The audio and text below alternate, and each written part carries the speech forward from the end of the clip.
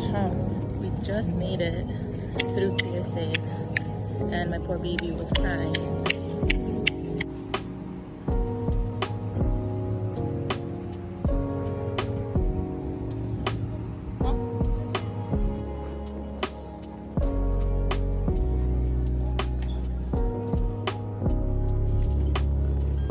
We made it. Now we're waiting. There's Christian. Let's see if he falls asleep. All right, we made it to the airplane. Let's see how the airplane ride goes.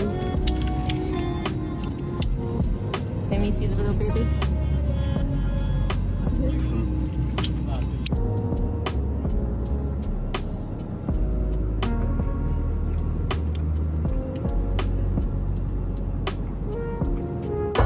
All right, it's bark time, Christian. Looks futuristic. Haiti, hold on. Wow. This train is departing for Coliseum Station. Please hold on. That's cool, huh?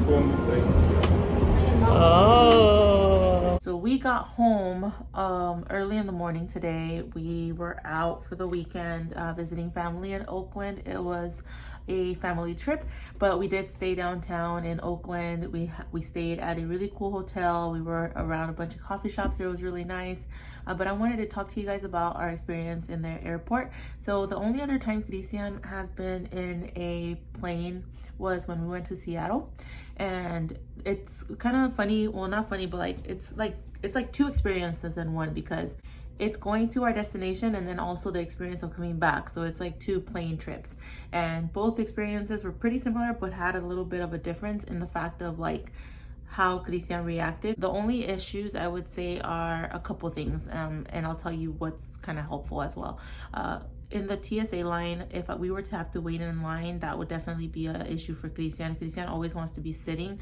He doesn't like to wait, and then the noise that comes with waiting in line in that TSA line, Christian struggles with tolerating loud sounds or like too many sounds at once. A lot more recently, I feel like you wouldn't see Christian being like this often, and now I feel like whenever we're out, you can see him either putting his fingers in his ears or like this. But I'm very lucky that he is able to tolerate the headphones now. But one tip for the TSA line is you could either do the pre-screening for the TSA. I'm not sure if that's what you call it, but where you can like it's kind of like you don't have to take off your shoes. It's a shorter line.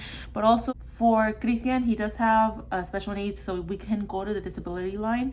I always feel a little funny doing that because, of course, there is like an invisible disability to Christian. You know, you look at him and you don't necessarily see a disability per se. But they were very nice. Sometimes I feel very like, are they gonna say something? Are they gonna question it? But I literally just go up to the security that's near that line and I'll be like, hey, my son has special needs. Is there a way that I can go through this line, or is there something that can make it quicker for him? He struggles with these lines. And they'll be like, oh, sure, just go right through there, they'll help you. And the line is very short. Like there was only like one or two people the first time, and the second time it was a little bit more crowded, and that gave us a little bit of an issue, but it was definitely shorter than the other one. When we were leaving Las Vegas, the line was like out the door. Like we would have missed our flight. We would have struggled with Christian, and we were so thankful that she was just like, yeah, go ahead.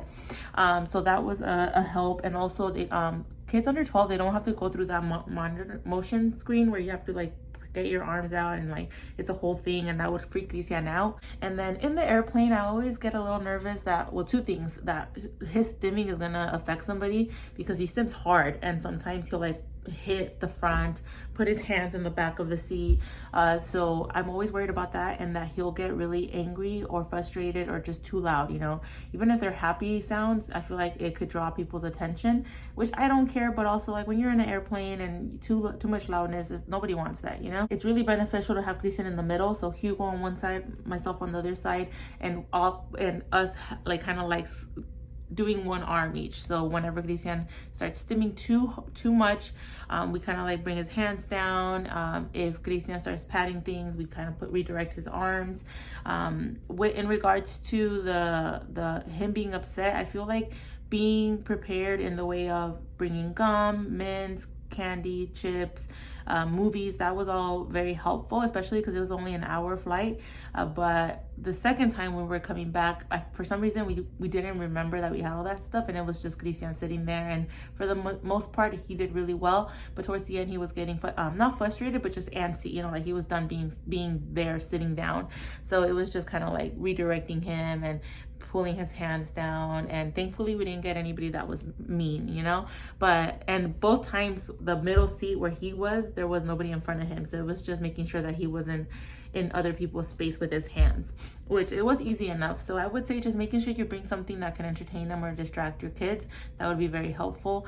And the rush aspect, so it would be very helpful if like you come prepared and like time wise. We suck at that, I'm not gonna lie, because Christian, I'm sure other kids as well, he does not like to be forced or pushed. So if I'm like, Christian, hurry up, and I'm pushing in hard, he pushes back. He's like, I'm not gonna walk faster, you know. So that could make you stressed as well as them. So just having enough time to not be too rushy. But overall, I think he did really good, you know. People are very understanding. Honestly, most people are very understanding, and if they're not, then screw them. But for the most part, I've never had people say anything. I've had older men just look at him like when he pats hard, they might look, but they don't say anything, which is fine. You know, you can look. Obviously, he hit a chair or he did something close to you. That's normal. But I've been very lucky that we've had good experiences.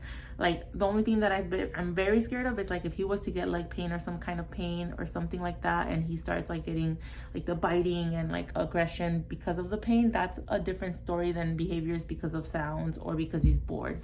So I hope we don't have to experience that. We have one more trip planned for this year, and for that one it's going to be a little longer, so hopefully it continues to go well for us. But those are pretty much it, you know, just bringing stuff that the kids can be distracted with, making sure that you guys are sitting next to your child.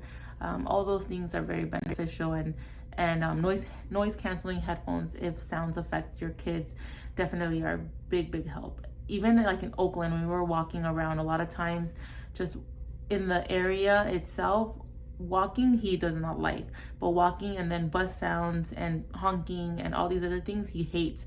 So having those headphones really were helpful. And Christian didn't used to wear them, and it took a lot of time throughout the years to just be like okay with them, but I think he understands that it helps him now. So overall it was a good trip. You know, with traveling with Christian, we have up and downs, you know, so I would never say that I wouldn't travel with him because of those up and downs. I just feel like we have to be prepared and understand that we're gonna have those moments of hardships, but they usually don't last, and we just have a really good time as a family. So that was our experience flying with Christian. It's not horrible, it's just we have to prepare, and we can't be chill in the airplane. We have to make sure that we are always on guard in regards to him hitting people's seats or like stimming too hard or being too loud. But other than that, it's pretty cool. So thank you guys for watching this video, and we'll see you in the next one.